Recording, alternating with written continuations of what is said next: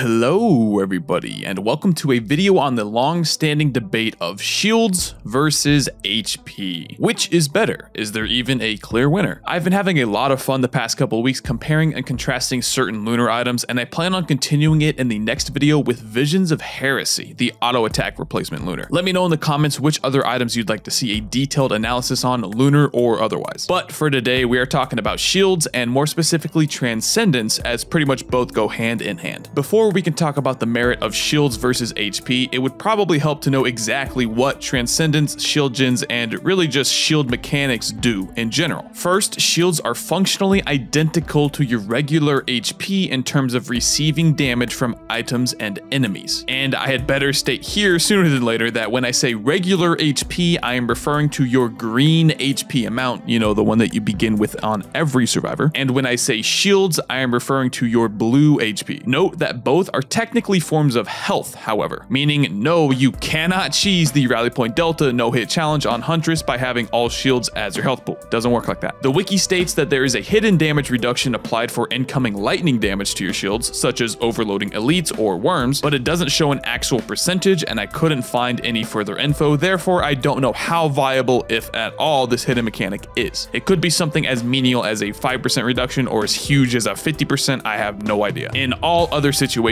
however, you can essentially think of shields and regular HP as the same thing in terms of taking enemy damage. However, I said enemy damage, not damage in general. Fall damage, interestingly enough, is only based off of your regular HP, meaning if you convert it all into shields via transcendence, you will only ever take a hefty one single point of damage from falling, regardless of how high up you are. For other forms of damage, it will be taken from your shields just the same as your green HP. One major difference between the two is that your regen and leech mechanics do not replenish your shields, as the only way to recharge them is to not take any damage for 7 seconds. The recharge rate is equal to 50% of your total shields per second, meaning that regardless of how much damage you took, if the 7-second period has passed and recharging has begun, the absolute longest time you will have to wait for your shields to fully recover is 2 seconds. Note that while your shields will immediately begin to recharge upon hitting that 7-second mark, if you take any damage while they are recharging or before they've even begun, that 7-second window is completely reset. Even if you're at 6.99999 seconds, if you take a single tick of damage, you are right back down to 0 and waiting again. Going back to the healing though, I said leech and regen do not replenish your shields, not that they do not affect your shields. Without going into too much detail, here is a quick example with a Nukahana's opinion, the item that deals damage based on how much you are healing. I have capped crit with 3 Harvester's Sights, meaning each attack is healing me for 16 health per hit. Obviously here with the example of regular HP, you can clearly see the skulls fire out and deal damage. Now again, the purpose here is not to cover the Nukahana, so I won't go over the exact numbers and methods of firing the skulls, simply note the damage it deals and the frequency that it fires off. Now here's the same situation but with all of my HP turned into shields. Despite the fact that the actual leech from the sights does nothing to replenish my shields, the amount I'm healing is still taken into account and fires off the Nukahanas as usual. These skulls are actually doing more damage here because of my higher HP pool due to transcendence, which is extremely interesting given what we're about to cover. So all of this to say that even though you are not directly receiving the benefits of regen and leech, they are technically still applying to you, and in cases such as having a Nukahanas, you will absolutely still receive the benefit. Speaking of transcendence, let's talk about its conversion process. The item states that it converts all of your maximum health into shields and then increases your total health, now all shields, by 50%, adding another 25% per stack. Here I am at level 1 on Commando, who has 110 HP. So when picking up Transcendence, that 110 goes to 166, which is actually a teensy tiny bit more than a 50% increase, which I believe is due to the Commando receiving 33 HP per level, meaning that his base value is actually 110.33, and the game simply rounds it up to 111 for the purposes of converting with Transcendence. If it's not that, then otherwise there's some black voodoo magic going on here that I have no idea about, but I'm pretty sure that's what's happening. What happens when you have a higher health than your base amount from sources like Titanic Neurals, Infusions, and Shield Gens? Well, here is where things are getting spicy. For Neurals and Infusions, they perform as expected, as these sources directly increase your health. In this clip, I have 5 Neurals, which equate to an additional 200 HP, and when picking up Transcendence, you can clearly see the conversion amount is significantly higher than before. I get an additional 55 HP without the Neurals and over 150 with them. Holy moly, you may be exclaiming with excitement. This means that if you toss on some Shield Gens on top of that, dang, you're gonna get some nutty amounts of health. health. I hate to break it to you, but that's not quite how it works. Shield generators' effect is that they provide shields equal to 8% of your maximum health per stack. As you can see here, again at level 1, picking a generator up takes the usual 110 HP up to 119, which is an 8% increase rounded up. With 4 neurals, the same increase occurs. 310 goes to 335. However, once you throw in a transcendence, it doesn't get nearly as nutty as you may have expected. This is because the shields granted by the generator are only based off of your regular HP and not your combined amounts. Your current amount of shields are irrelevant. In other words, you don't get less shields with transcendence and shield gens, but you also don't get more. You get exactly the same, 8% of your pre-conversion regular HP. Let me reiterate the pre-conversion part, as if shield generators did not function like this, you would simply get 8% of 1 HP per stack, which is a literal next to nothing increase. Here's an example of what I'm talking about. Again, I have 110 HP, and when picking up a shield gen, it grants 8% of that 110. Now, here's the same thing, but with transcendence. I now have 166 combined max health and 1 regular HP. However, that 1 HP is the post-conversion amount. When I pick up the shield gen, I go from 166 HP to 175. This is exactly the same increase as without transcendence, regardless that I now have more overall HP. This also means that the shield generators do not scale off of one another, as your shield amount is entirely irrelevant for their increase. Only your regular HP matters. So picking up a second shield gen gives yet again 9 additional HP. Before comparing shields to HP, let's pack everything we've gone over so far into a nice little package. Shields are a source of maximum health and cannot be leeched or regened normally. You must not take any damage for 7 seconds to begin their recharge, and your entire amount of shields will be full within 2 seconds at most. Shield generators give 8% of your regular HP as shields. They do not calculate based off of your current amount of shields. With transcendence, fall damage is reduced to 1 due to only scaling off of your regular HP. Shield generators do not grant an increased amount of shields with transcendence due to being applied pre-conversion, and leech and healing effects are still applied to you as normal, just they won't actually heal or regen your shields. Items such as Nukahana's Opinion will proc as normal. Now that we know exactly what shields do, what does it all mean? Are they even worth investing in, especially when compared to regular HP? Before I answer that, let's briefly go over regular HP. If you haven't seen my detailed video on one-shot protection, I provide a much more detailed analysis there than I will give here, so consider watching it if you get lost at any point. However, I want to note that in that video, barrier is no longer applied when calculating one-shot protection. That was a change with the Hidden Realms update. That is no longer the case, so keep that in mind when you watch. Basically, as it currently stands, the less regular HP you have, the better. This is because all forms of leech and most forms of regen in the game are applied at a flat value instead of a percentage. You will always receive an 8 HP heal with a single scythe on crit, so the less HP you have to recover in the first place, the better that 8 health heal becomes overall. Obviously, this has its drawbacks, as the more HP you have, the more hits you can take before dying, duh. But once you factor in the infamous mechanic of one-shot protection, which states that you cannot die to a single instance of damage so long as you are at or above 90% of your combined max health, the downside of having less HP isn't really much of a downside at all. And all of this is compounded even further once you slap some shaped glass on top of this whole situation. Each stack of glass halves your HP, meaning you can get some very low amounts. I'm talking double digits of HP easily. Your leeching and healing amounts are absurd at those levels of HP. But hey, this video is not meant to be even more praise for one-shot protection abusing and shaped glass stacking. Realistically, you will not get to a point in most runs to abuse one-shot protection at such a level. If anything, you may pick up 1 or 2 shaped glass and have some fun for an hour or so, but once you run out of coins, that strat falls completely apart. Insert an inevitable text file editing joke here. So in most situations, relying on one-shot protection and playing around it exclusively will simply not happen due to the exclusivity of acquiring the necessary items. However, the exact same argument can be made about transcendence. You can't rely on getting to absurdly high amounts of HP either in a regular run due to the exclusivity of the item. Think of it like this. There are 12 total lunar items currently as of the Hidden Realms update. When you enter a Lunar Bazaar, you are spending 1 coin, save for if you get lucky and get a random portal to spawn. You get 4 rolls at a random lunar item every time you enter, meaning the odds of receiving either a transcendence or shaped glass independently is 1 out of 12. Across the 4 rolls, this equates to roughly a 29% chance for you to enter the bazaar and get the item you want. Remember, you want these items in completely separate situations, which I will explain here in a second, meaning if your aim is to get tons of HP, you want transcendence and not glass, and if you want as little HP as possible, you want glass and not transcendence. So a 29% chance for every portal that you take to get 1 stack of whichever item you're looking for. Let's be generous with adding in the random portals and say that these odds equate to an overall 33% chance, 1 in 3 to find one. Now factor in the amount of coins you need, 1 coin per portal and 2 coins to buy the item when you hit it, so roughly 5 coins for a single stack of whichever item you want. Yeah, for most of us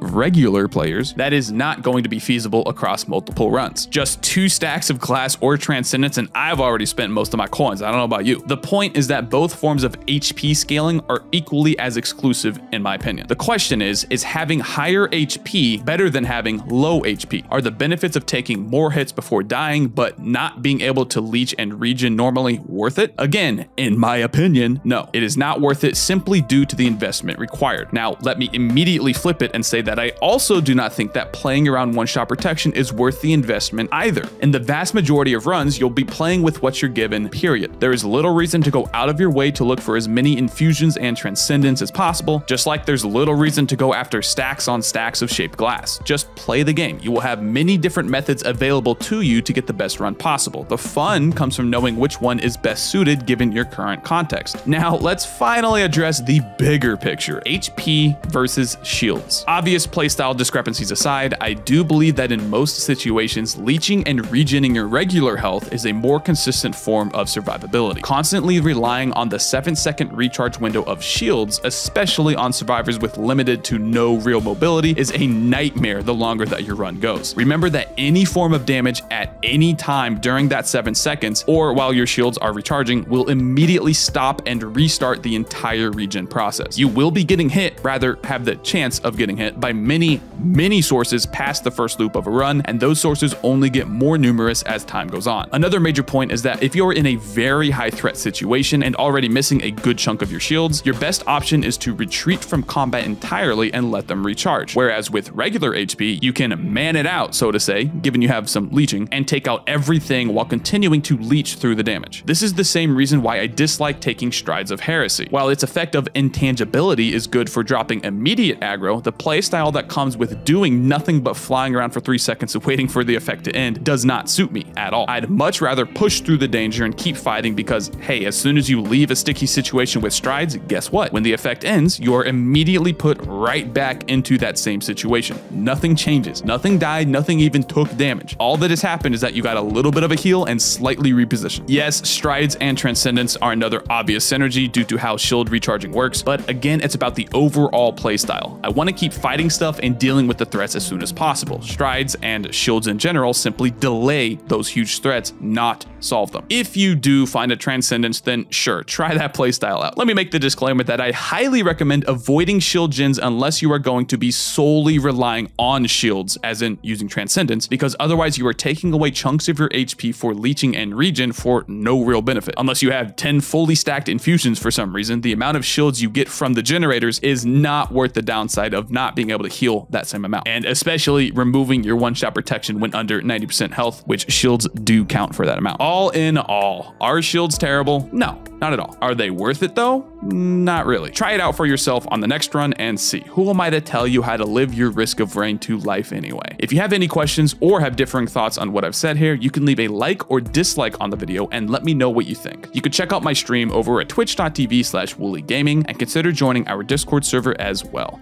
Thank you for watching, and next up is the Visions of Heresy.